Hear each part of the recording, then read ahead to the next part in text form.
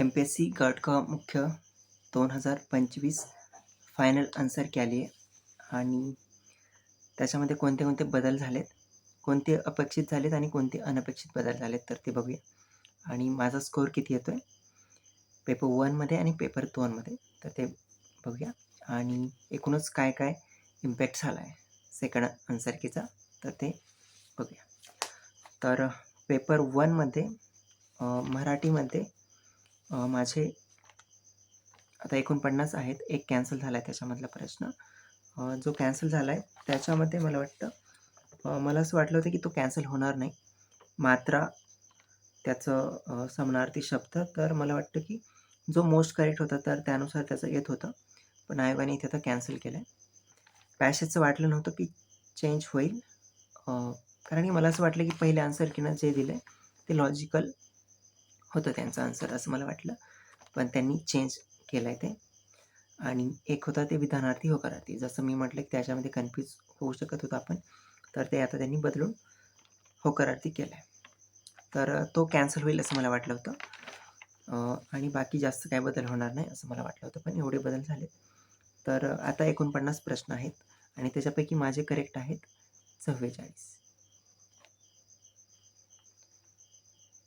5 चुकलेत. आधी मला येत होते 44. पॅसेजचा माझा आता करेक्ट आला आहे आणि तो होकारार्थी करेक्ट आला आहे पण एक गेला इकडचा. सॉरी.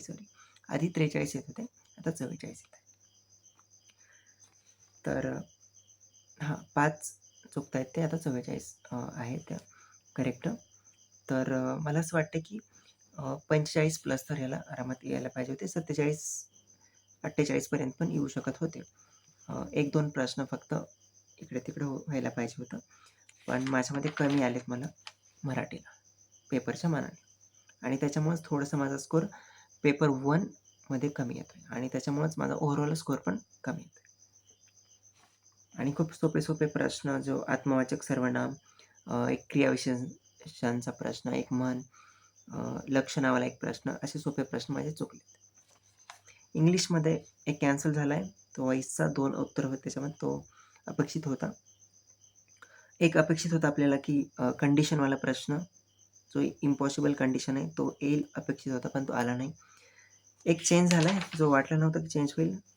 अनफ्रेंडलीनेसचा बेस तो आधी फ्रेंड दिलता पण आता तो बदलला.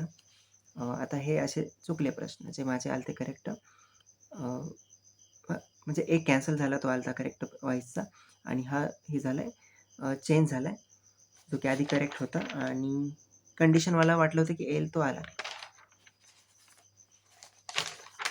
सो असं म्हणजे मला वाटतं हे कंडिशनवाला आणि तो प्रश्न अपेक्षित होता येणं पण तो आला नाही. इंग्लिशला मला ओव्हरऑल कमी आलं आहे स्कोअर. खूप म्हणजे सोपे मी चुकवले. एक तो सिनॉनिमवाला सोपा चुकवला.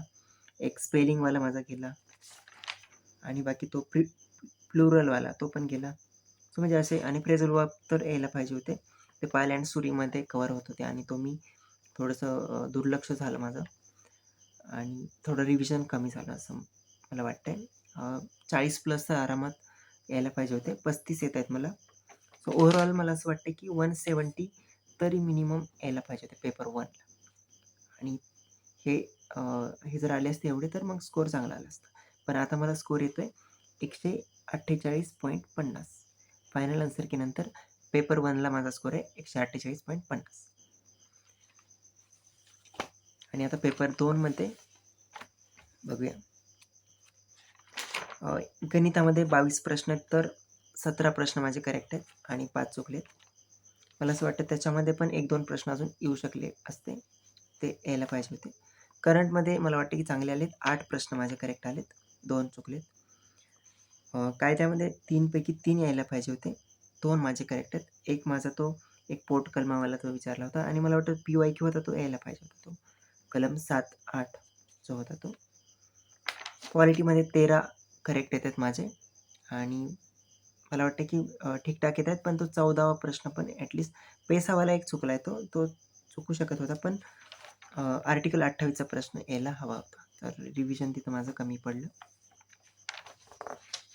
आणि 13 येण्यासारखे तर होतेच. अर्थात 14 पण येण्यासारखे होते क्वालिटीला. इतिहासला मला वाटतं की 8 यायला पाहिजे होते पण 7 येत आहेत. तर ठीक आहे 7 तो खोती ॲक्टवाला मला वाटतं थोडं लॉजिक लावून येऊ शकला असता. तो गेला आणि तो शाहू महाराजांनी कोणत्या स्त्रियांना सहकार्य केलं तर तो पण यायला पाहिजे होता. आणि तो आपल्या सोर्समध्ये आहे. तर तो एक गेला आहे आणि एक तर तो नेहरूंचा तो भाषांसंबंधीचं त्यांचं मत आहे ते, तर ते चुकला आहे, तो अवघडच होता. भूगोलला 6 येत आहेत. मला वाटतं 6 म्हणजे ठीकठाक येत आहेत. अजून 1-2 प्रश्न यायला हवे होते. लॉजिकने वगैरे येऊ शकले असते. तो काल नदीवाला आणि पर्जन्यमानचा प्रश्न मला वाटतं ते लॉजिकनं यायला पाहिजे होते. तामिनी घाटाचा अवघड होता आणि अणुऊर्जेचा पहिला अपघात तो पण अवघड होता. सो 6 येत आहेत. तरी पण म्हणेल की ठीकठाक येत आहेत. तो वेस्टर्न घाटचा बदलला त्याने उत्तर, ते मला वाटतं आपल्या सगळ्यांचंच तो आला असेल करेक्ट. सायन्समुळे सगळा घोळ झाला आहे माझा. बाकी सगळ्या विषयात मला ठीकठाक येत आहेत. म्हणजे चांगले मार्क्स येत आहेत. पण सायन्सला 20 प्रश्न होते. आता 3 तर कॅन्सल झालेत. पण माझे ओव्हरऑल करेक्ट बाकी जेवढे पण आहेत म्हणजे 20 प्रश्न आहेत त्यापैकी 7च प्रश्न माझे करेक्ट येत आहेत. आणि याच्यामुळे माझा स्कोर खूपच कमी आला आहे.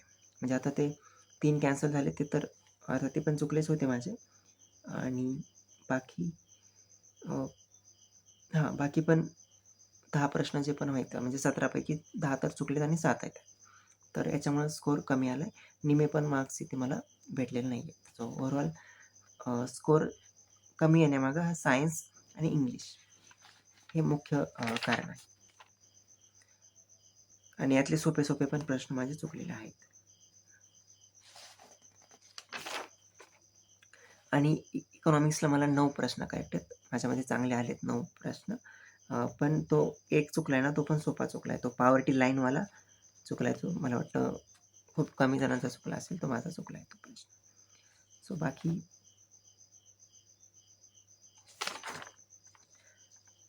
बाकी म्हणेल की ओव्हरऑल जर पाहिलं तसं पेपरच्या मानाने मला असं वाटतं की आता 69 करेक्ट येत आहेत आणि 3 कॅन्सल झालेत आणि बाकी मग 28 चुकत आहेत. तर मग ओव्हरऑल स्कोर माझा 124 येतो आहे. पेपर 2चा स्कोर माझा 124 आहे. आणि माझ्या मते पेपरच्या मानाने ठीकठाक स्कोर आहे. आणि सायन्समध्ये जर जास्त माझ्या चुका नसत्या झाल्या आणि सोपे नसते चुकले तिथले, थोडं मी शेवटी घाईमध्ये गणिताला टाईम पुरावा यासाठी मी ते थोडं घाई केली आणि तिथे जरा घाई मध्ये जरा डिसिजन चुकले आणि त्याच्यामुळं माझं तिथे चुका झाल्या.